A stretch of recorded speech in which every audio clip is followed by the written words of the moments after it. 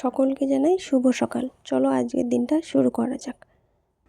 সকালে আমি খাবো কাড়া আর বিস্কিট। এই কাড়ার রেসিপি আমার চ্যানেলে দেওয়া আছে। একটা বার্নারে হচ্ছে ঝিঙে পোস্ত, এটা মোটামুটি হয়েই আসছে। আর একটা বার্নারে ভাত বসিয়ে দিয়েছি। রান্না প্রায় শেষের দিকে। আজকে হয়েছে মাছ রান্না আর হয়েছে ডাল, এদিকে হয়েছে ঝিঙে পোস্ত।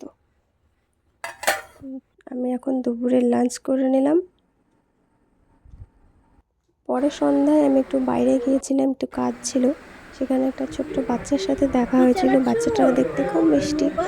তার সাথে কিছুক্ষণ গল্প করছিলাম, খেলা করতেছিলাম।